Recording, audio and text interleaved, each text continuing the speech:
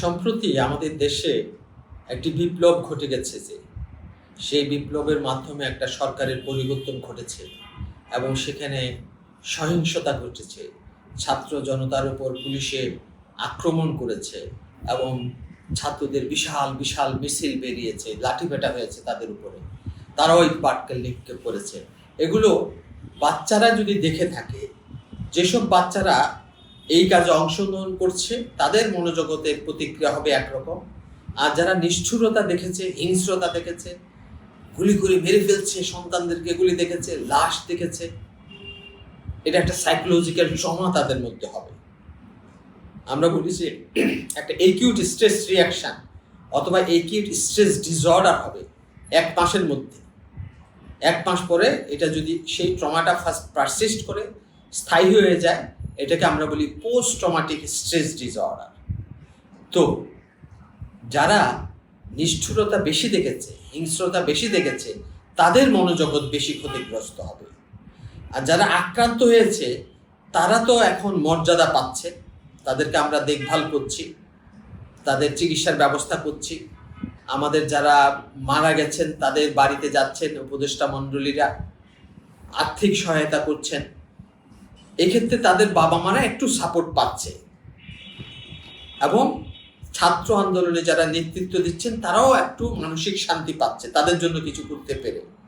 তো তাদের যতটুকু না ক্ষতি হবে, যারা দেখেছেন তারা সেই ক্ষতিটা সহজে রিজলভ করতে পারবেন না, এটা স্থায়ী হয়ে যেতে পারে, এটা দুঃস্বপ্নে হানা দিতে পারে, স্বপ্নের মাধ্যমে হানা দিতে পারে এবং এটা তার মধ্যে এক ধরনের উদ্বেগ, উৎকণ্ঠা জাগিয়ে রাখতে পারে, এক ধরনের স্ট্রেস হিসেবে থাকবে।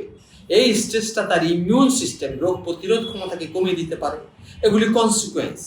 কিন্তু এগুলি থেকে মুক্তির উপায় কি?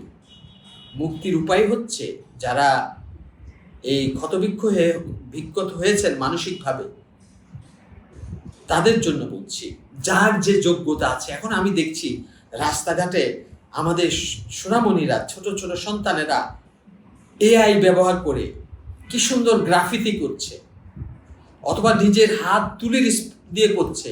স্কুলে এই বিপ্লবের বিষয়গুলিকে তুলে রাখছেন। এদের কিন্তু মানসিকভাবে এক ধরনের চিকিৎসা হয়ে যাচ্ছে, রিলিজ হচ্ছে।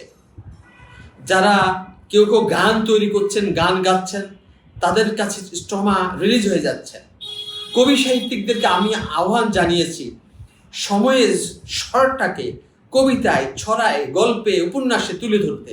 তাহলে তাদের মনোজগৎটাও ওই কলমের মাধ্যমে যে কষ্ট, দহন তাদের ভিতরে জমা হয়েছে, চোখের মাধ্যমে তারা দেখেছে, কানের মাধ্যমে যেটা শুনেছে, মগজে গিয়ে স্থায়ী আসন গেড়েছে, সেটা কিছুটা হলো রিলিজ হবে। আর আমরা বলি ভেন্টিলেশন, প্রকাশ করা।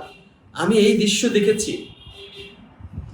এই দৃশ্য মৃত লাশের কি ভয়াবহ বিভৎসতা দেখেছি, খালি বারবার চোখের মধ্যে ভাসছে।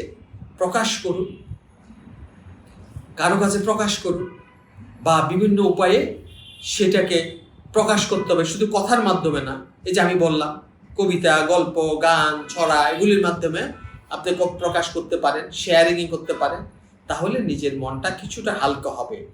আর যারা বেশি সাফার করছেন তাদের জন্য এই মুহূর্তে EMDR বলে একটা মানসিক চিকিৎসা ছাপা আছে। এটাকে বলে আই মুভমেন্ট অ্যান্ড ডিসেন্সিটাইজ করা, রিপ্রসেসিং করা মুভমেন্টটা। কথা,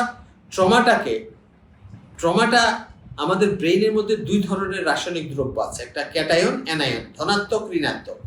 যখনই একটি ট্রমা দেখছি, আমি একটা বিভৎসতা দেখছি, ওই ব্যালেন্সের মধ্যে, অ্যানায়ন ক্যাটায়নের মধ্যে একটা ইমব্যালেন্স তৈরি হয়ে যায় সাডেন। তখন ওখানে লকড হয়ে যায় ওই ইমব্যালেন্সটা, ওইটা বারবার তখন আমার স্মৃতিতে ভাসতে থাকে, 40 বছর পর্যন্ত থাকে। ভিয়েতনামে ওয়ার ভেটারেন্সের উপর যে গবেষণা হয়েছে, দেখা গেছে 40 বছর পর্যন্ত সেটা ছিল।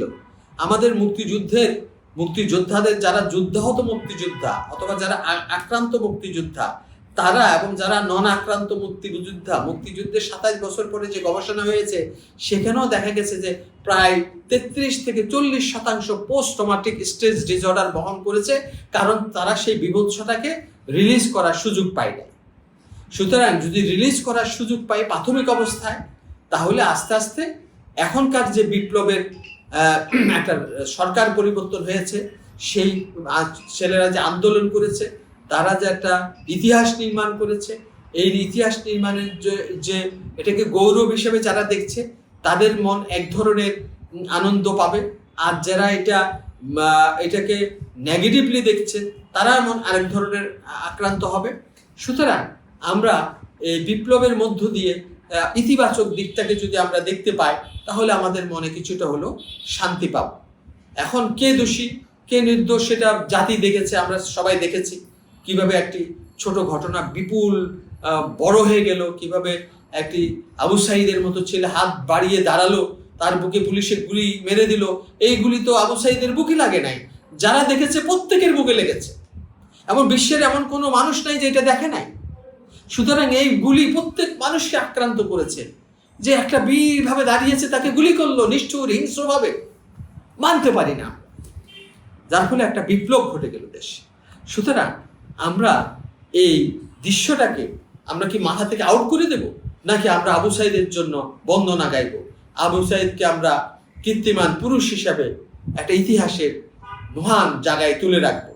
যদি তুলে রাখি আমার মনটা ভালো থাকবে তুলে রাখতে পারলে। সুতরাং আমরা কে কিভাবে দেখছি তার আলোকে কিন্তু আমার পোস্ট ট্রমাটিক স্ট্রেসটা স্থায়ী হবে কি হবে না, রেজলিউশন হবে কি হবে না, আমি পরিবেশের সাথে অ্যাডজাস্ট করতে পারবো কি পারবো না নির্ধারিত হয়ে যাবে। অ্যাডজাস্টমেন্টের খুব প্রবলেম হয় যারা পিটিএসডিতে ভোগে, তাদের রোগ প্রতিরোধ ক্ষমতা কমে যায়, তারা অল্পতে রোগে শোকে আক্রান্ত হয়ে যাবে। সুতরাং এই জখম, আমরা বলবো মানসিক জখম, দৈহিক জখম তো একটা জিনিস আমরা দেখেছি, কিন্তু মানসিকভাবে যে আমরা জখম পেলাম, সেটা থেকে আমাদের মুক্তির জন্য আমাদের যদি দেখি যে এটা আমাকে বেশি ঝামেলায় ফেলছে, কষ্ট দিচ্ছে, তাহলে আমরা অবশ্যই EMDR চিকিৎসা নেব, মনোচিকিৎসক কিংবা কাউন্সিলরের সাথে যোগাযোগ করবো। এখানে লজ্জার কিছু নাই, শরমের কিছু নাই, এটা হতেই পারে। যিনি সহজভাবে নিতে পেরেছেন, আবু সাঈদকে একটি বীরের মর্যাদা দিতে পেরেছেন, তার মন মানসিকতা আক্রান্ত হবে, যারা পারেন নাই তাদের আরেক রকম হবে। সুতরাং আমরা সব মানুষের মনকে সমানভাবে দেখতে চাই, এবং আমরা চাই যে আমরা বীরদেরকে যেন বীর হিসেবে দেখি, এবং সেই হিসেবে যিনি দোষী তাকে যেন সেই হিসেবে দেখি, এবং যিনি ভালো কাজ করেছেন তাকে যেন সেই হিসেবে প্রশংসা করি। তাহলে আমাদের মনোজগৎটা আমরা ভালো রাখতে পারবো।